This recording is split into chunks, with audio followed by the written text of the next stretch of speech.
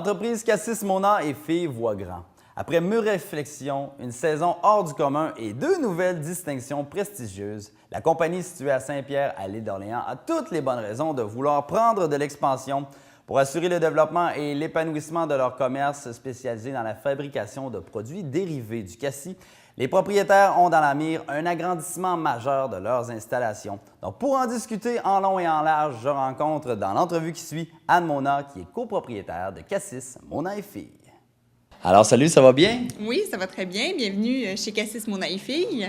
Alors, tu viens de terminer, c'est la grosse saison qui vient de se terminer? Oui, en fait, avec l'Action de grâce, en effet, là, la saison, ça se calme un peu. Disons que ça a été un feu roulant tout l'été. Là, on a vraiment eu un record d'achalandage cet été. Là, on est bien heureux. Je pense que certains comparent la saison 2014 au 400e de Québec. En tout cas, il y avait beaucoup de monde sur l'île. Alors, c'est une bonne année pour avant une grosse phase de travaux. Là, disons, ça justifie un peu les moyens qu'on va prendre. Oui, juste avant de parler de ces travaux-là, je veux revenir sur 2 médailles que vous avez reçues en 2014. Parle-moi un peu plus. Oui, bien écoute, en fait, des concours de spiritueux, donc de liqueurs et d'alcool de fruits, des concours prestigieux internationaux. On participe à quelques concours par année, mais ils ne sont pas nombreux, puis on est chanceux, on se distingue souvent à l'international. Cette année, on a remporté la médaille d'or au Mundusvini. C'est un concours allemand, puis on a gagné également la médaille d'argent outstanding du concours Wine and Spirit Competition à Londres pour notre crème de cassis, toujours. Alors, on aime ça parce qu'on se compare à nos pairs à ces moments-là, puis on ne fait pas lire de jalousie les licoristes français. Vous recevez de nombreux prix, de nombreuses distinctions pour vos produits. Comment vous recevez une distinction à chaque fois là, qu'on vous décerne un prix? Bien, en fait, je pense qu'il fait la différence. On ne cultive pas les mêmes variétés de cassis que les Français. Les Français vont cultiver principalement le noir de Bourgogne. Nous, à cause du climat du Québec, tout ça, on privilégie quand même des variétés qui sont plus de l'Est de l'Europe. Alors, je pense que sur un panel, la dégustation à l'aveugle, elle se fait remarquer, puis c'est plus intriguant comme goût, tout ça. Puis je pense que c'est vraiment ce qui fait qu'elle se distingue. Puis, nous, la qualité, c'est toujours quelque chose sur lequel on n'a jamais fait de compromis non plus. Alors, c'est pur fruit, c'est vraiment très concentré, tout ça. Puis, j'imagine que c'est comme ça, alors. Donc, un beau petit coup de pouce aussi de vous dire que vous avez une belle qualité de produit et de continuer vos efforts. Et justement, à ce sujet-là, il y a des travaux d'agrandissement qui s'en viennent chez vous. Alors, à quel moment, là, vous avez jugé propice de vraiment là, effectuer des travaux ici et de prendre de l'expansion? Mais en fait, ça fait quelques années. C'est sûr que c'est des projets qui sont beaucoup plus longs qu'on le pense au départ. Puis, ça fait plusieurs années que ma sœur est à la tête de la cuverie, là, alors toute la transformation et tout ça. Puis, au niveau, on a 2 volets à notre agrandissement. Il y a vraiment au niveau de la production, nos lieux sont plus adéquats. C'est beaucoup trop petit. On est obligé de toujours déplacer du stock, tout ça, parce que nos lieux sont inadéquats. Puis, au niveau de l'accueil aussi, la boutique est beaucoup trop petite pour accueillir le nombre de visiteurs. On est quand même situé à l'entrée de l'île d'Orléans. Alors, je pense qu'il y a 1 million de visiteurs par année sur l'île. Puis, 50 % de ces visiteurs-là, c'est pendant le mois de juillet, le mois d'août seulement. Alors, 500 000 personnes, c'est beaucoup de gens. Nous, on considère qu'on doit peut-être avoir 45 000 visiteurs par année, quelque chose comme ça, là. Mais c'est sûr que, disons, le potentiel est à la porte. Mais par contre, ils sont tous en même temps. Alors, on ne peut pas rapatrier ça là, sur l'année longue. Là. Malheureusement, on aimerait bien ça étendre, mais il faut vivre avec les avantages et les inconvénients de notre situation géographique. Alors, il faut agrandir la boutique. Puis ça fait plusieurs années là, qu'on était conscient de ça. Puis même qu'on s'empêchait de faire des petites rénovations, changer la toiture de notre bâtiment principal, parce qu'on voulait vraiment que ce soit un concept, voir une vision d'ensemble. Alors, c'est comme ça qu'on perd de l'argent des fois quand on fait des petites rénovations ici et là, puis que finalement, on recommence à zéro, puis on déconstruit. Alors, disons que pour nous, il était temps, parce que ça fait longtemps là, qu'on se retient, disons, de faire des changements. Puis là, on va donner un gros coup, mais disons que l'inconvénient que ça a pris plusieurs années, c'est que maintenant, on l'a bien cerné, on connaît vraiment nos besoins. Puis à chaque année, là, comme je le disais, quand on voit la clientèle, ça justifie justement chaque choix qu'on a pris, là. Alors, on est vraiment mûr. Donc, je présume que les travaux vont commencer très bientôt, mais on évalue à combien de temps environ pour la concrétisation de tout ça?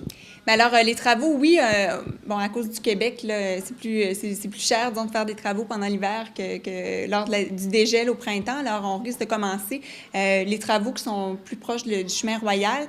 Nous, notre mandat, c'est évidemment qu'on a donné à nos entrepreneurs généraux, c'est qu'on ne veut pas être en rénovation. Il ne faut pas que ça atteigne la qualité du service à la clientèle pendant l'été. Alors, idéalement, pour la Saint-Jean-Baptiste, on aimerait que ce qui est près de la route, là, ce soit terminé. Après ça, ils ont tout l'été pour travailler dans la grange, tout ça, parce que ça ne va pas affecter du tout l'accueil. Mais c'est des travaux qui risquent de se poursuivre à l'automne. Également, au printemps, on va, j'espère, être plus dans le peaufinage, dans le design intérieur, dans l'aménagement paysager aussi. Alors, nous, on a visé là, pour la saison, le gros de la saison, donc fin juin 2016, que tout soit en opération. J'aimerais ça que tu m'expliques un peu plus en détail, ça va être quoi exactement la nature des travaux? Alors, la nature des travaux, il y a plusieurs aspects. En fait, je peux peut-être donner les lignes directrices qu'on avait données à notre architecte au départ. Mais on voulait un nouveau bâtiment d'accueil qui fait un peu un wow là, de la route, parce que ce qu'on se fait dire le plus couramment, c'est « Ah, je viens aller là chaque année, puis j'avais jamais remarqué qu'il y avait un commerce ici. » Là, ça, c'est terrible. Encore pire, je me suis stationnée, où il n'y avait pas de stationnement, mais j'ai réussi à me stationner, puis la boutique était pleine. Alors, je me suis dit que c'était pour une prochaine fois. Puis là, on se dit, mon Dieu, tous les efforts pour se rendre à, justement, une invitation ratée. Alors, pour nous, on voulait qu'il y ait une structure qui reflète, évidemment, là, on veut aller dans le sens du patrimoine. On est très sensible du patrimoine à l'île d'Orléans, tout ça. On met en valeur nos bâtiments patrimoniaux aussi.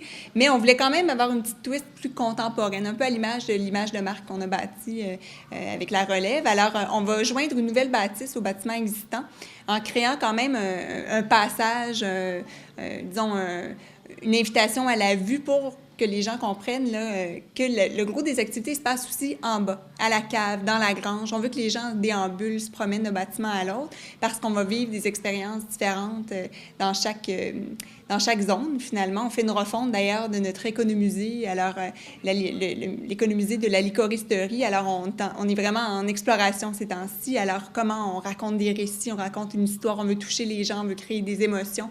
Alors, on va... l'économusée va en partie être situé dans le haut de la grange ancestrale, qui est un bâtiment exceptionnel qu'on voulait mettre en valeur. Il va y avoir une nouvelle cuverie qui va être une refonte complète, une nouvelle cuverie à neuf derrière la grange ancestrale. Puis aussi, au rez-de-chaussée de la grange, il va y avoir une cuisine de transformation alimentaire, salle d'embouteillage, puis un accueil du public, deux salles de bain, tout ça. Et notre ancienne cuverie va devenir notre nouvelle boutique. Alors, on triple la superficie de notre boutique. Puis, comme je le disais en haut, là, l'aspect de la route, finalement, c'est cette espèce de passage qui fait le joint entre l'ancien bâtiment, qui va être revampé, et le nouveau bâtiment un peu plus contemporain à l'image des filles. Grand escalier invitant pour amener les gens aussi voir les champs et les amener à la boutique. Alors, c'est intéressant parce qu'il y a beaucoup d'aspects. Puis là, notre créativité, on est dans le monde des idées, là, puis c'est ce qui nous nourrit le plus. Alors, on a beaucoup de plaisir à cette période-ci, là, de la réalisation. J'aimerais ajouter aussi que l'expérience client va être vraiment bonifiée. Pour nous, c'est important que la dégustation soit améliorée. On va aussi permettre, nos nouveaux lieux vont nous donner beaucoup de flexibilité pour recevoir des groupes, pour recevoir aussi des groupes VIP, des petits groupes. On a une petite terrasse VIP qui va faire le joint justement entre les deux bâtiments pour faire une dégustation de cocktails, boucher, après ça partir en petits groupes, visiter la nouvelle cuverie. Ça va être très agréable aussi là, de pouvoir travailler tous ces aspects-là. Là. Puis l'événementiel, le corporatif dans la grange. En fait, on se donne les moyens de nos ambitions, puis plutôt les lieux pour pouvoir réaliser nos rêves. Oui. Une autre belle nouvelle aussi, c'est que prochainement, vous êtes invité à aller partager votre expérience au Salon des pratiques d'affaires. Donc, vous êtes contente de cette invitation-là? Oui, on est flattés, c'est sûr, un peu intimidés aussi. Là. Je ne sais pas si j'ai le syndrome de l'imposteur, mais ce qui est un peu tannant, c'est qu'on ne peut pas vendre un projet à venir. C'est vraiment basé sur, disons, nos bonnes pratiques d'affaires passées. Alors, le changement d'image de marque, le processus de relève et tout ça. Alors, c'est organisé par le Mouvement québécois de la qualité. Nous, on fait partie d'un réseau performance en tourisme qui a été mis sur pied par le ministère du Tourisme. Puis, c'est un peu cette gang-là, là, quelques-uns ont été invités à participer au Salon des meilleures pratiques d'affaires. Puis, je pense que ça va être très belle occasion de faire du beau réseautage. Puis, non, c'est très excitant. Ça s'en vient à grands pas, là. Ouais. L'entreprise, écoute, connaît une explosion. Vous êtes vraiment une entreprise qui est florissante. Qu'est-ce qui explique cette expansion-là puis vos réussites à travers les années? Ah, mon Dieu! Ben, je pense que la qualité des produits, c'est sûr qu'il y a des tendances aussi, là, le manger local, les produits du terroir. Je pense qu'on a une image de marque pour vrai qui se distingue aussi. Ça donnait un bon coup de pouce pour se démarquer de la concurrence. Notre emplacement géographique, c'est certain.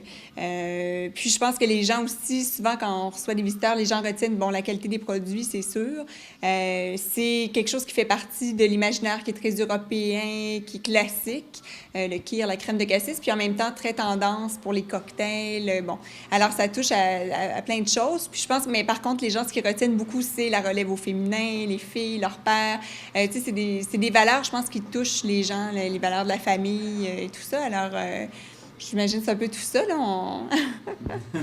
Bon, donc en terminant, tu nous as préparé une petite crème de cassis. Tu peux peut-être me la décrire et après, on fera un petit toast aux belles nouvelles pour Cassis Mona et Filles. Oui, bien, en fait, c'est tout simple. Là, c'est notre produit vedette, la crème de cassis, là, avec lequel on a remporté nos derniers prix.